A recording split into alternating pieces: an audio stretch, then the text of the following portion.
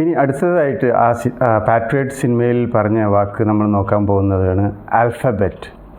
അതിൽ മമ്മൂട്ടി പറയുന്നുണ്ട്, പിന്നെ ആൽഫബറ്റ് പറഞ്ഞതിന് ശേഷം ഓരോ അക്ഷരങ്ങൾ എ ഓർ ബി ഏതാണെന്ന് ഞാൻ കറക്റ്റായിട്ട് ഓർക്കുന്നില്ല. ആൽഫബറ്റ് ഇങ്ങനെ ഓരോരോ അക്ഷരങ്ങൾ ഇങ്ങനെ പറയുന്നുണ്ട്. പക്ഷേ നമ്മൾ നോക്കുകയാണെങ്കിൽ ആൽഫബറ്റ് എന്ന് പറഞ്ഞാൽ അതിൻ്റെ കറക്റ്റായ അർത്ഥം നമ്മൾ നോക്കുകയാണെങ്കിൽ a set of letters used to write a language. അതായത് അക്ഷരമാല എന്നാണ് ആൽഫബറ്റിൻ്റെ അർത്ഥം. ഓരോരോ അക്ഷരങ്ങളെയും നമ്മൾ പറയുക ലെറ്റർ എന്നാണ്. അപ്പോൾ ലെറ്ററിൻ്റെ അർത്ഥം നോക്കുകയാണെങ്കിൽ A simple or character in an alphabet.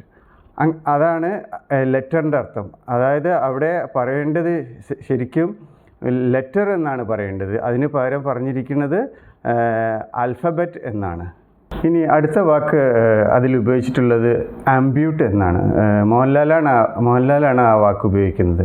പക്ഷേ അതിൽ നമ്മൾ കറക്റ്റായിട്ട് പറയേണ്ട വാക്ക് ആംബ്യൂട്ടേറ്റ് എന്നാണ്. ആംബ്യൂട്ടേറ്റ് എന്നാൽ നമ്മൾ ഒരു ശരീരത്തിൻ്റെ ഒരു ഭാഗം മുറിച്ച് മാറ്റുന്നതിനാണ് ആംബ്യൂട്ടേറ്റ് എന്ന് പറഞ്ഞാൽ. ആംബ്യൂട്ടേറ്റിൻ്റെ കറക്റ്റ് അർത്ഥം നോക്കുകയാണെങ്കിൽ to surgically remove or cut off a body part such as a limb, arm or leg, finger or toe എന്നാണ്. അതായത് നമ്മുടെ ശരീരത്തിൻ്റെ ഒരു ഭാഗം നമ്മൾ ഓപ്പറേഷനിലൂടെ മുറിച്ച് മാറ്റുന്നതിനാണ് ആംബ്യൂട്ടേറ്റ് എന്ന് പറയുക. പക്ഷേ സിനിമയിൽ ഉപയോഗിച്ചിരിക്കുന്ന വാക്ക് ആംബ്യൂട്ട് എന്നാണ്.